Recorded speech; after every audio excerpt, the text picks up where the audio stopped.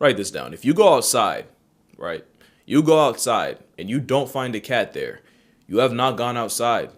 You've gone to hell. Or the poles, which is the same thing, just frozen over. From the desolate dunes of the Sahara to the wilds of Houston, Texas, cats have colonized virtually every aspect of this planet. There is no animal that's gotten more mileage out of humanity just by being itself, and you can tell, because where wolves would have treated us like the plague if they knew pugs were down the line, 99% of people can't tell which cat belongs in a pet store. Thanks for unpausing. It's none of them. And believe it or not, that might just be what kills them. Because 99 is also the percent of wildcat funds that have gone to tigers, jaguars, and other big cats. Big cats are like the football flex of a D1 school. They'll never not have funds for new uniforms and infinite DoorDash. Meanwhile, engineers sleep in bedbug-infested abandoned bomb shelters. The other cats are so cute it kills them. Because most of the public is impressed about the population of something that looks like you can find it in an animal shelter. One cat might already be in the genetic gulag because of it. So this video is about the small cats, for their sake and yours, because no one ever said there were too many cat videos. Pure spite already made me talk about the difference, but the short version is, big cats are cats that can roar. Somehow snow leopards slid by.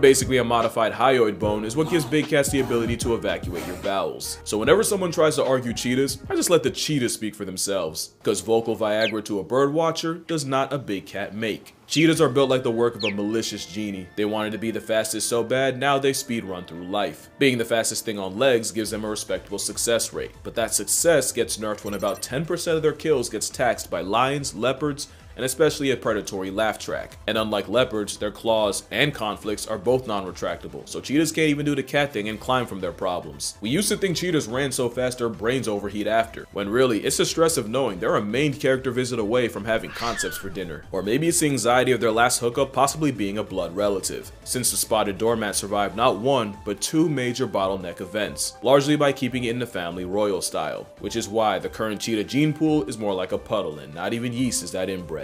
Cheetahs are so anxious that many in zoos have emotional support dogs to serve as role models for the high-strung balls of evolutionary apprehension. Basically, seeing their dog stay calm helps keep the cheetahs chill, and even gives them the confidence to do things like make more cheetahs. But as easy as it is to dunk on cheetahs, it's really not their fault. Being faster than the speed of light has a ceiling when you live in darkness, and the cheetah is essentially an overgrown high-speed house cat in the shadow of lions and leopards. But cheetahs do get props for fully committing to speed with the aforementioned non-retractable claws, ridiculous lung capacity, a flexible spine that makes the scoliosis in mind scream, and even a built-in tail rudder for steering that honestly looks like antelope aimbot. Plus, they'll always have my respect as arguably the most underappreciated single mothers in nature, especially since male cheetahs often reject paternity to go run with the boys, with males forming coalitions to hunt and travel in. So while I don't approve of exotic pets in like any form, if there's one predator begging to go the way of the wolf, I'd have to vote for the Ferrari feline. The serval took what the cheetah did for speed, but for jumping. The serval's been called the Frankencat for looking like it was assembled at a lost and found. They got ears so big that I probably could convince you that this isn't a filter.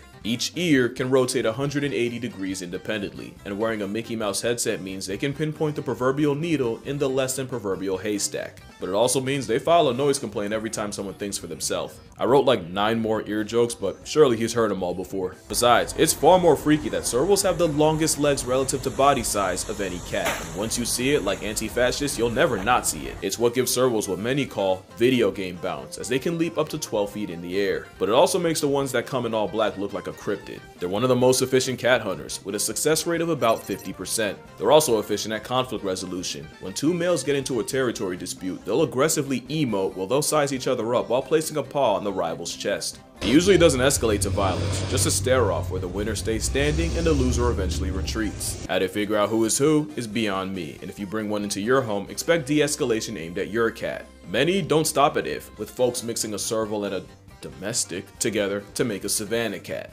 Not unlike the pug, I can't say I approve of them as a concept, but I guess it's better than people playing house with an actual wild serval. Doing it with a non-domesticated nope makes even less sense. I've seen many videos of a caracal in someone's house, but not one where he seemed happy about it. The caracal is also called the desert lynx, but let's be real, we all know them as floppa, named appropriately after their ears. It's still up for debate what's the actual purpose of the pigtails. Some say it's to mimic insects and therefore catfish hunting birds, or to blend into the surrounding tall grass. But the theory I'm going with is having graduation tassels on the ears is for nonverbal communication with other caracals, where they can sidestep or invite social interaction with just a swipe of an ear. Because whenever you see something questionable in nature, the safe bet is to assume somehow baby making's involved. They have 20 muscles in those ears and, like a serval, can move them around to eavesdrop on prey like a satellite. Caracals are the coyotes of cats. Against a bigger cat, they're cooked. But turns out, caracals are much better at city living than them. With Cape leopards getting 404'd by humans, the caracal has become the apex predator of the Cape Peninsula, shout out to Cape Town, which is a big problem for one particular bird. The caracal also has turbo thrusters for legs, and the sky lynx jumps high enough to be a hazard to flying birds. So the worst thing you can do is show them one that can't fly. Caracals moving into the urban has also introduced them to colonies of Cape Town penguins in the thousands. It's like a fat kid in a cake store, and they act accordingly. One caracal managed to spend a year in the colony as a fugitive, murking an estimated 260 penguins before eventually getting caught. This literal hissy fit is an accomplished predator, and for some reason, a popular pet. But the tsunderes might be the New Yorkers of cats that communicate in aggression even when they're calm. But like the serval, the caracal is better as an air toll to birds than an ouch on your couch. If the serval and caracal have a lot in common, it's because they share lineage, and they also share it with the African golden cat, a cat very few people have ever seen. They're found only in the rainforests of Central and West Africa, and they look like a caracal nature tried redrawing strictly from memory. The lynx left behind is one of the least studied cats on Earth, and not for a lack of trying. Leila Bahaeldin spent 4 years attempting to find an African golden cat, and in total she found one. By accident. It's less impressive that she spent 1,400 days waiting on a cat, more so that she didn't drop her camera and fumble the first chance she got. I know I would have. It's likely this incognito cat is a result of them sharing an area code with leopards. Studies found that golden cats will actively switch to smaller prey if they happen to be in the hunting territory of a leopard. There's also the Asian golden cat of Asia. He looks like a travel-sized tiger, and has the nickname Yellow Leopard. They were actually named after Dutch zoologist Conrad Jacob ten Mink. Well, my condolences, Conrad, but I'm not saying all that again. So that's an Asian golden. They share a name, but their ancestors split up millions of years ago, and they're not even each other's closest cousins. We also have the African wildcat. To be fair, he is. There's also the Asiatic and European wildcat, and fun fact, the European wildcat's scientific name is how the Looney Tunes Sylvester got his. If you have a pet cat though, direct your gratitude to the African variety, as they're the ancestor of yours. About 10,000 years ago, the African wildcat domesticated itself in the Fertile Crescent of the Middle East. You see, when humans were nomads, there wasn't much care for a cat, but once we switched to farming, the mouse-murking whiskered one became an asset, and just like that, the cat secured arguably the best possible job for itself. And since the cats barely had to change their playbook, the African wildcat is a dead ringer for something you'd find in the average American house, which is a big problem for the other wildcat.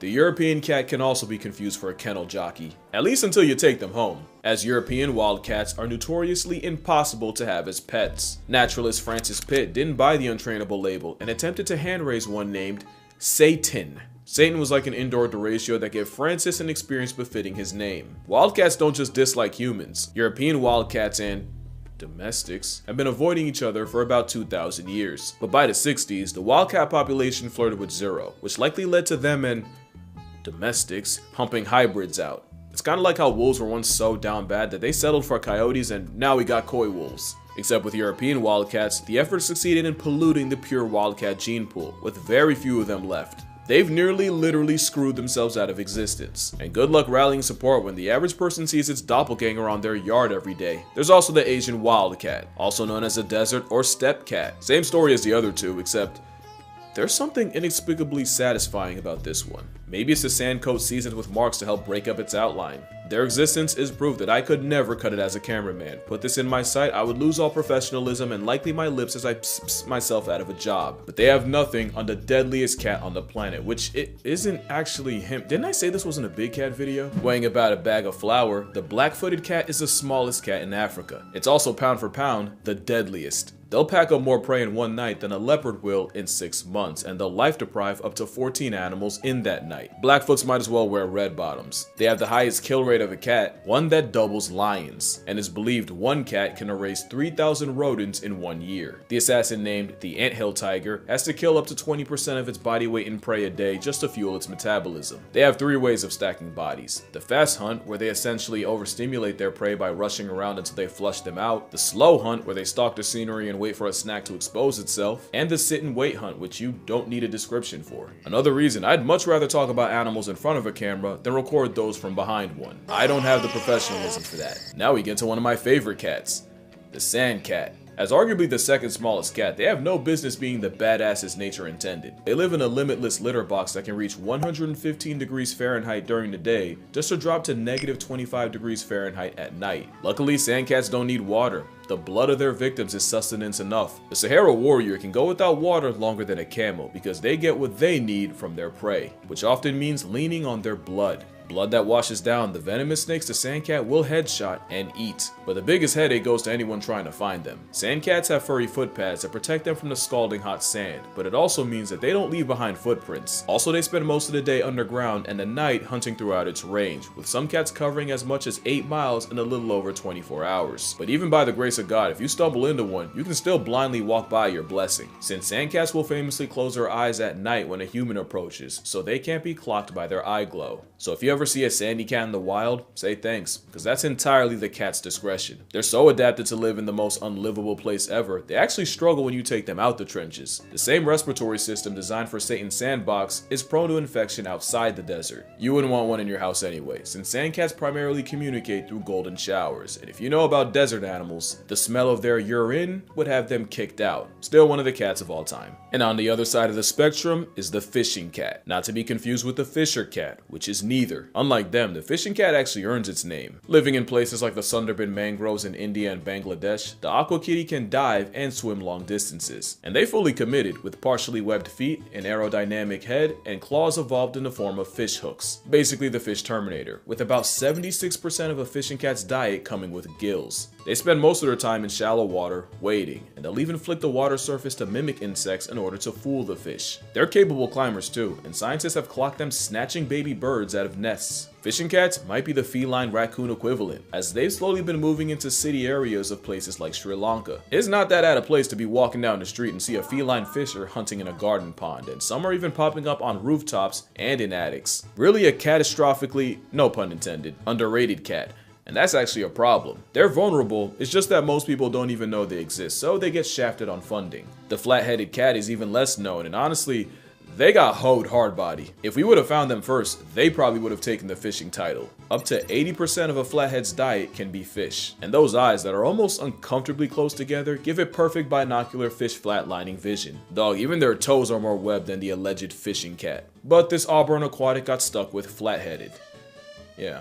Yeah, no, I'd be mad too. Maybe if they had a cuter name, more people would care about the fact they're likely Southeast Asia's most endangered cat, with less than 2,500 left in the wild. Not like the leopard cat. They're privileged enough to have two flavors, the Sunda leopard cat and the mainland leopard cat. In fact, they're the most widespread wildcat in Asia, found from India all the way to North Korea and China. Also, shout out India. They got the most types of wildcats in their country, with a record of 15. The leopard cat is also a swimmer, and has been known to colonize islands. Disgusting greed. In fact, there's a leopard cat variant that only lives on the Japanese island of Iriomote, with possibly under 100 left in existence, making it arguably the rarest wildcat. The leopard cat exists in many forms, so of course folks done turned it into a pet. The Bengal cat is the result of a leopard cat and a domestic mating. Apparently the creator's logic was if people could buy a cat that looked like a leopard cat, less people would buy the real thing. I don't know if I like that logic. I think there's enough cats. That being said, bro got that shit on. The Borneo Bay cat has a familiar situation, but instead of Iriomote, the only place he'll hypothetically find them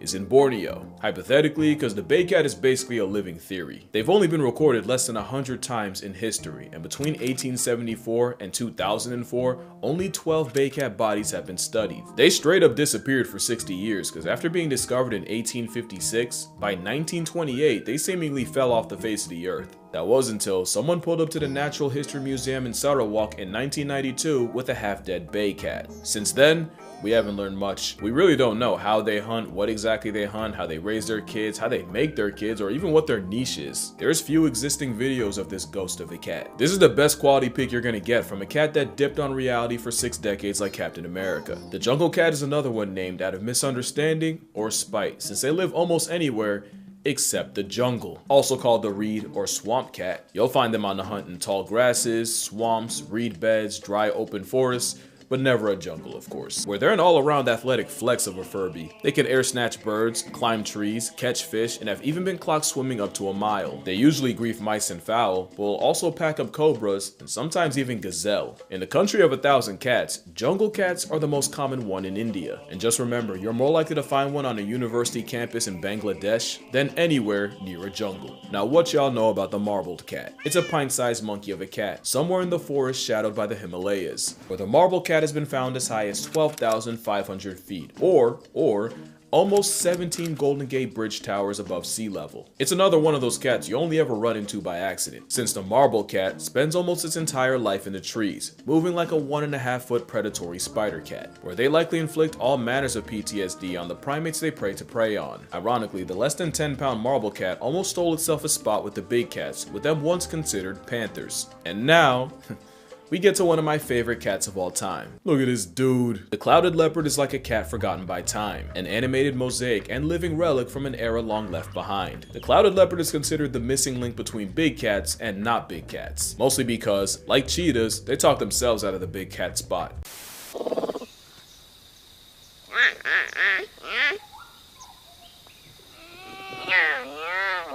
That is an apex predator, one that's about 3 feet long. I swear I thought they were jaguar sized as a kid, but that's probably because the first time I ever heard of one, it was trying to turn the rugrats into baby coffins. They are the closest thing to a modern day saber-toothed tiger, not by DNA, but by virtue of having the longest canines relative to body size of any cat. Like the leopard cat, the clouded leopard has a Sunda and mainland variant. While this photogenic fossil has never attacked a human, they're a threat to literally everything else. And with ankles that can rotate, and not just in the Gordon Hayward way, they can climb down trees head first like a squirrel, or upside down, because when you're apex, you just start trying shit. They're even a danger to each other. They're one of the hardest cats to breed because males often kill their mates in the process. Less than 20% of cloud cats in captivity are successful at mating, making them the panda of cats. But if you were expected to drop trow and make a beast with 2 backs with a complete stranger in a room full of voyeurs, you'd be less than cooperative too. It doesn't matter the size or the looks they serve, a cat of any kind is a savage to its core. And look no further than this guy. The rusty spotted cat is called the hummingbird of cats, and they're another one that could spawn in a pet store and no one would blink. That is until it murks everyone else. The rusty spotted is a highly skilled assassin that'll pounce on prey from the trees, and I really wish I had footage of that. 19th century T.C. Gurdon kept a paperweight predator as a pet that earned his respect by hunting the squirrels in his house. The cat earned a little more when T.C. caught it attempting to choke out a gazelle by clamping on its neck, and the cat had to be physically removed from the now surely traumatized gazelle. That doesn't change the reality that this cat would get my credentials confiscated if I ever had to film one. I wouldn't have that problem with this one though. Not because he's not cute, but because he looks terminally unenthused by life and I don't want to add to it. The palace cat, also called a manul, is in a perpetual state of ain't shit funny. They actually learn to growl before they even open their eyes. They're born beefing with life, and believe me, they have their reasons. Maybe it's because their choice of home can be -58°F in the winter, all the way up to 90°F come summer. Or it might be the fact that living in God's waiting room with limited exposure to pathogens means palace cats are highly susceptible to getting folded by disease when they leave the mountains. It's possible it's because their mating ritual involves the male just following around the female for days until she's ready, something I'm sure neither's happy about. Or it could be their scientific name being ugly-eared cat. I challenge you to find a picture of a palace cat that looks happy. This is the closest I could get, just a temperamental ball of laundry lint that will use its tail as a blanket and will even stand on it to warm their feet. Speaking of which, the manul is actually the size of a house cat. It's just having the densest fur of any cat gives it an adorable sleeper build. The palace cat is notably afraid of humans and will go out of their way to avoid them, unless you feed them. You could never convince me not to love me some palace cat, not even a palace cat itself. You could fix your face though. Honestly, this cat has a lot more to be mad about. The Chinese mountain cat is only found on China's Tibetan plateau, where they're very much unknown. Few of them have actually been studied, and the biggest threat to them is that most people don't even know they exist. Show this to the average person and they'll just assume you're one of those cat people. They'd never know that there's less than 10,000 in stock, and it's all humans' fault. The Chinese mountain cat hunts with extreme pica prejudice, so when China started poisoning them, the Chinese mountain cat caught a nasty stray. Today, most of what we know about them is from captivity, and the only time we ever seem to find them is by accident. In 2018, Hong Shangshi of the Shangshi Conservation Center was studying black-necked cranes when she randomly made eye contact with a shiny Pokemon of cats, which which means someone probably spent years searching for him just to get shown up by a glorified bird watcher. But if that ain't the most cat thing a cat could do. The biggest problem with being this cat is no matter how endangered you are, your death will never hit as hard as an elephant's or a panda's. Just be glad you got to see this one. There's no missing a cougar though. One, because it's a small cat that could mog some of the big ones. They vary in size and actually get bigger the further they get from the equator, but most males sit around 130 to 160 pounds. Some can clear 200, and in 1979, a hunter brought down one weighing 276 pounds. Cougars also have the most extensive range of any American animal, and a prey base of about 500. Garfield on steroids is liable to murk moose in the Yukon, and rodeo ride guanacos in Chile. Cougars are the CrossFit freaks of cats, with Olympic medaling bounce while being able to swim a mile and travel over 1,000. They also might be the most ethical killers. They're a predator with a preference not to scavenge and would rather eat what they kill. Cougars are also way more generous than anyone thought, with many being caught sharing kills with other pumas. From 2012 to 2015 in Yellowstone, 118 interactions were recorded between at least 2 cougars, and 60% of these occurred at kills, and many of them involved sharing. In fact, there's a scene from Our Planet where a teenager who just left his mom attempts to steal food from a giant mountain of a male twice his size, and in a complete plot twist, the old man let the little one slide. But there's one predator that gets absolutely no love from cougars. Because mountain lions and wolves have a blood feud, where wolf packs will gang up on any lone lions, but one-on-one, mountain lions commit first degree on a wolf. But recently, there's been more of a trend of mountain lions stalking, jumping, and murking wolves on sight. Since 2013, cougars have been responsible for 30% of documented wolf deaths in Washington. Wolves also have beef with the lynx, but the wolves tend to do a lot better with that matchup. There's 4 flavors of lynx: the Eurasian lynx, Iberian lynx, Canada lynx, and the bobcat lynx. The Eurasian is like the big cat of Europe, or the closest they have to one at least. They're notoriously one of the most difficult cats to track, which is a crime with a face card like that. There's many subspecies of the Eurasian persuasion, but the rarest might be the Balkan lynx, with fewer than 50 left in stock. The Iberian lynx is also one of the rarest cats, mostly cause what pika are to a mountain cat, rabbits are to the Iberian, and the rabbits dying to disease and overhunting nearly put the predator in a pack. They were down to about 62 left alive in 2001, but have since bounced back to about 2,400 as of 2024. The Canada lynx is the ultimate specialist, specializing in being the Grim Reaper to the horseshoe hare, which can make up 97% of their diet. The evolutionary arms race with the hare is likely why the Canada lynx has what we call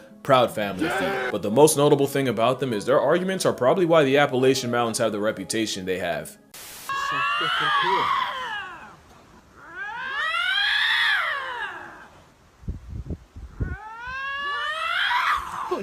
Then there's the bobcat, which I learned way too late in life is just a lightweight lynx, named after their short, stubby, truncated tail. Is that out of pocket? Would naming this guy Toby or Robert be? You decide. Bobcats aren't just the most common wildcat in America, they have one of the longest grocery lists too. They'll hunt rabbits, birds, mice, squirrels, but will also fish for salmon and sometimes try and solo deer. One bobcat was caught dragging a shark out of the ocean, and before you ask, of course it's Florida. Another was caught attempting to bully a black bear out of food. The lynx is dangerously close to being considered the honey badger of cats. They're just a castration claim away. You know, I almost forgot to mention, the cougar also shares distant lineage with the cheetah, but its closest relative is... This is a jaguarundi, or dark jaguar, even though it looks like a self-hating weasel. I feel bad for them. Because their ranges overlap, they're definitely aware of cougars, and knowing that's what your closest cousins got blessed with is like evolutionary rage bait. It's like the maned wolf and bush dogs, just remarkably unserious. The jaguarundi moves like an animal that should only exist in black and white film, but being built like an identity crisis otter actually helps them hunt without being put on a shirt themselves. The fur slinky's able to slip through dense undergrowth while avoiding other cats, which they're really good at. In fact, they coined the phrase, the ocelot effect, which means if you see an ocelot, you know you won't find a jaguarundi, because the former bullies them into hiding. But apparently the biggest threat to a jaguarundi is being mid. According to researchers, the problem is they're not the biggest cat, they're not the smallest, they're not even the biggest of the smallest, they have no spots, no stripes, they're not especially endangered, just a remarkably unremarkable cat. In fact, a lot of times they get caught on cameras when the lensman was checking for someone else. Even their name isn't that original. I really hate that for them, because a jaguarundi's dope enough on its own. They deserve better. Same with the Andean mountain cat. They're endangered, and finding this cliff kitty in the wild would mean psing in the Andes mountains as high as 12,000 feet. It's beauty that'll take your breath. That is, if the altitude leaves any left. We don't know that much about this cat, and that has to be the 6th time I've said this in this video. And that's the problem. They also prefer death over bondage because they almost refuse to survive in captivity. Every time we tried, the mountain cat retired to a was before we could learn anything, making it one of the least understood cats on the planet, and we still can't nail down exactly how many there are. But that's also cause they're constantly getting confused with the Pompous cat. The Pompous is like a video game character with multiple colorways. You ever experienced the anarchy of playing Smash Brothers with 8 Kirbys? Studying the Pompous is pretty much the same, since science says there might be 5 different species of them. Might be because some argue there's only 1 species of Pompous cat, just with 7 subspecies too. But most agree on 5 flavors of this feline. Like the mountain cat, we don't know that much about a cat that often lives where it feels like you're breathing through a straw on a treadmill. Despite what you've heard, it's actually lack of curiosity killing cats like the Andean or the Pompous. I'll throw another one at you. Joffrey's cat. Named after some French dude, so more like Geoffrey. Another problem with being a house cat is people will pick them up thinking they're a house cat without a home, only to find out at the vet, which has to be annoying. It's kind of like snatching the vertically challenged off the street and then trying to put a grown man in a booster seat. To be fair, that's the Black Morph version. I promise you I'd make the same mistake. Joffrey's friend has also been called the Salt Cat because they've been seen stalking places like the salt flats of Bolivia. It's one of the most common wild felids in South America, and their color actually changes depending on where, with Joffrey's flexing a leopard colorway in the north, but wearing a silver coat in the south. They've also been called fishing cats, and people have seen this pet-sized cat crossing raging rivers 100 feet wide. Now I put these 3 cats together because they honestly look like 3 stages of the same Pokemon. The Ocelot looks like a Latin clouded leopard, so I stand them off principle, even though they have the eyes that knows something's coming and knows you can't stop it. Although given the chance, I'd probably let it happen. The Ocelot's prey consists of anything that won't kill them first, including other cats. But there's one animal they seem to be friends with, and out of all the options they have, for some reason they choose opossums. Ocelots and opossums have been caught casually walking around together, and this wasn't just a one-time occasion. This has happened multiple times throughout the years. They even tested this by placing fabric strips with the scent of an ocelot, one with a puma's and some random third, and the opossums overwhelmingly preferred Ode to Ocelot. We don't know what it's about, but I'm getting shades of badger and coyote. The Margays like nature copied the Ocelot assignment, but changed a few answers. It's an anime-eyed paralysis demon to anything in its weight class in the trees. They also have ankles that can rotate 180 degrees, meaning they can free run through trees and cancel life subscriptions while hanging upside down. It's a mythical tree merchant that'll use psychological warfare against their prey, because Margays will imitate the sound of their prey to lure them out. One Margay was watched mimicking the cry of a baby tamarin, apparently well enough to convince the adults to stop what they were doing and investigate. This branch warrior is serotonin to anyone who isn't a bird or a monkey. But the cod is like boss music for depression. Also called the guinya, it's one of the smallest cats in the world, weighing about as much as a 5-pound dumbbell. Unfortunately, not everyone thinks they're cute. To Mapuche locals, the cod was an omen of famine, disease, and even death, and would be destroyed on sight. According to legend, the cod is immune to bullets and has a habit of decapitating chickens to drink their blood, which led to a lot of farmers smoking them out of principle, even though cod do them a service with free rodent control. Luckily, the cod's reputation has gotten better throughout the years. And last and certainly not least is the tiger cat, also known as the oncilla. It's like nature heard me hype the clouded leopard and the margay just to mess around and give me both. When they're not stalking the jungle floor grocery shopping, they're shacked up somewhere in a tree. It was once thought to be another version of an ocelot until they were eventually determined to be their own thing, and in 2013 it was discovered that there's actually 2 separate species of tiger cat. But in total, it's said there's under 10,000 tiger cats left, with deforestation speedrunning the decline. And just like that, that is every small cat. Holy f***. This will be by far my longest video. Only cats could get that out of me. Cats are in this weird place where they're so normalized, many don't realize how close many of them are to only existing in past tense. But one way to help is just by acknowledging them. And I've done my part, so that's gonna do it for this video. Look, I'm tired, bro, so we just gonna run through this. My book, my Patreon. If you feel like it, I don't really need it. Drink water, call your parents, cat, and I'ma see y'all in the next one. Hey babies, you got 500,000 people that love yous. What do you think about that? Yeah. So you got 500,000 people that love you. Yeah. Say thank you.